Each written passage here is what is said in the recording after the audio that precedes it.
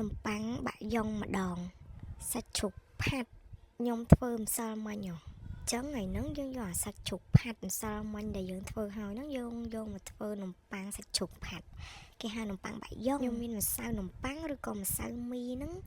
300ក្រាមស្មើ3ខាំបន្ទាប់មកខ្ញុំរែងវាចឹងណាឲ្យវាម៉ត់ម្សៅផ្ទះហ្នឹងមិញខ្ញុំលីងប៊ឺអញ្ចឹងឥឡូវយើងមកកម្ដៅទឹកដោះគោបន្តិចទៅដោះគោដាក់ខ្ទះដដែលទៅខ្ទះលីងប៊ឺមិញយើងដាក់ដោះគោហើយយើងដាក់ប៊ឺយើងលីងហើយហ្នឹងដាក់ចូលទៅប៊ឺហ្នឹងប្រើតែ3ក្រាមទេដោះគោ180 ml យើងកម្ដៅដោះគោហ្នឹងហើយយើងចាក់ប៊ឺ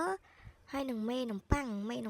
ញុំប្រើ3ក្រាមដូចគ្នា3មុខហ្នឹងលាយចូលគ្នាហើយចាំយកមកចាក់ជាមួយនឹងម្សៅមីយើងរែងមិញហ្នឹងចាក់មួយម្សៅមីហើយយើងកូរច្បល់ឲ្យវាប៉ែអញ្ចឹងទៅចុងក្រោយគេយើងគោះពងទាមកគ្រាប់ទៅប៉ុន្តែយើងដាក់តែពាក់កណ្ដាលបានហើយអ្នកទាំងអស់គ្នាចង់ដាក់ទាំងអស់ក៏ដាក់ទៅតែខ្ញុំទុកពាក់កណ្ដាលលាបចុងក្រោយគេរួចហើយអ្នកទាំងអស់គ្នាផ្អាប់ទុកចោល1ម៉ោងទៅ2ម៉ោងសិនផ្អាប់ម្សៅហ្នឹងឲ្យវាឡើងសិនណាបន្ទាប់ពីផ្អាប់ហើយអ្នកទាំងអស់គ្នាយកមកកិនវាឲ្យវាម៉ត់ចូលគ្នាសិនណាហើយយើងកាត់វាដុំទៅយើងកាត់ដុំហើយយើងលុញវាឲ្យមូទៅយើងទុកចោលសិនលុញមូដុំទូចអញ្ចឹងសិនបានយើងយកទៅធ្វើនំប៉័ងឥឡូវយើងយកអត់តាន់បានមូជានំប៉័ងយើងមូជាដុំមូសិនមូជាដុំមូហើយយើងផ្អាប់ទុកចោល20នាទីអំឡុងពេលយើងរងចាំ20នាទីហ្នឹងយើងមកធ្វើទឹកសុសដាក់ជាមួយនឹងសាច់ផាត់យើងសិនទឹកសុសហ្នឹងខ្ញុំលីងប៊ឺសាប20ក្រាម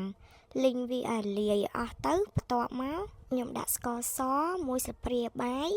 រ៉ូឌីកន្លះស្លាបព្រាបាយហើយចុងក្រោយគេខ្ញុំដាក់ជាមួយនឹងប្រេងខ្យងហ្នឹងប្រហែល1ស្លាបព្រាបាយដែរអត់តាន់ចុងក្រោយអ្នកទាំងអស់គ្នាខ្ញុំភ្លេចល្ខ្ទឹមមានច្រើនដាក់ទៅឈ្ងុយមានច្រើនក៏ល្អដែរអ្នកទាំងអស់គ្នាតែខ្ញុំមានតែប៉ុណ្ណឹងលីងហើយយើងទៅយកសាច់ជ្រូកផាត់យើងមកចាប់ដាក់ចានមកល្មមសមរម្យនំមិញខ្ញុំធ្វើបាន24នំអញ្ចឹងខ្ញុំលៃមើលមកល្មមរួចហើយខ្ញុំយកវាទៅដាក់ជាមួយនឹងទឹកសោះហ្នឹងវារៀងត្រជាក់បន្តិចអ្នកទាំងអស់គ្នាតែមិនបាច់ត្រជាក់ខ្លាំងពេកក៏បានដែរយើងយកមកលាយជាមួយនឹងសាច់ជ្រូកផាត់យើងហ្នឹងសាច់ជ្រូកផាត់ធ្វើខ្លួនឯងម្សិលមិញ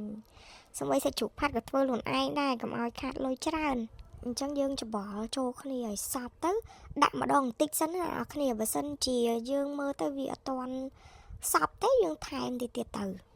ឥឡូវអាម្សៅយើងហ្នឹងគ្រប់20នាទីហើយអ្នកទាំងអស់គ្នាដកម្ដងមួយដែលយើងធ្វើឲ្យមុនដំបូងគេណាយកមកកិនកុំទាន់អាចយកមកចេញក្រៅទាំងអស់យើងទុកវាឲ្យវាហប់ទៅបានម្សៅយើងវាស្អិតល្អបើអញ្ចឹងទេវារឹងម្សៅនេះខ្ញុំកិនអញ្ចឹងហើយយើងដាក់ជាមួយនឹងសាច់ផាត់យើងលាយគ្រឿងឲ្យមិញហើយអ្នកទាំងអស់គ្នាច្បាច់អាកូតវានឹងកុំឲ្យវាធ្លាយចេញមកអត់អីទេច្បាច់វាទៅ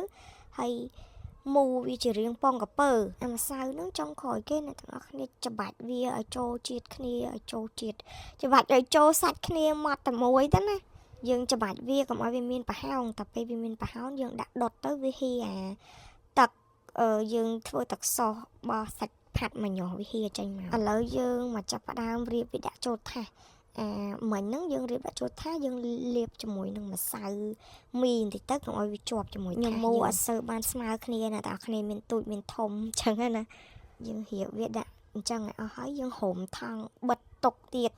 រយៈពេល1ម៉ោងទៀតនំប៉័ងហ្នឹងក៏យូរនំប៉័ងហ្នឹងនឹងធ្វើសាច់ជ្រូកផាត់ហ្នឹងយូរដូចគ្នាយើងផ្អាប់ទុក1ម៉ោងឥឡូវ1ម៉ោងហើយយើងយកវាមកវះទៅអ្នកនរគ្នាចង់វះក៏បានអត់ចង់វះក៏បានដែរវះឲ្យអាពងទា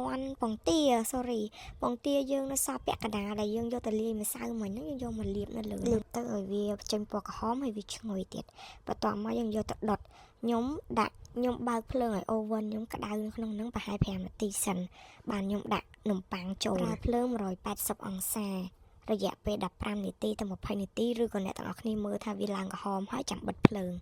របស់ខ្ញុំនេះយើងស្ទើរក្រហមប៉ុន្តែខ្ញុំថាប៉ុណ្្នឹងបានហើយចាំយូរពេកឃ្លានដែរដល់ពេលយើងលាបពងមាន់ទៅឃើញឡាឡងហ្មងណាហើយសាច់នំយើងខាងក្នុងឡើងទន់ហើយឈ្ងុយហ្មងបើអ្នកទាំងអស់គ្នានៅអាទឹកសោសអាចលាបពីលើនឹងថែមទៀតអាទឹកសោសយើងដាក់ជាមួយសាច់ជ្រូកផាត់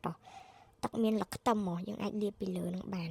មើលសាច់នំប៉័ងគេផងចាច្បាច់ឡើងទុនដូចគូកូនក្មេងចឹងឥឡូវក៏ដុបនំប៉័ងបាក់យ៉ងយើងហើយជាស្ថាពរហើយអរគុណច្រើនអ្នកទាំងអស់គ្នាសម្រាប់ការតាមដានវីដេអូនេះរៀងយូរជាងគេបន្តិចហើយ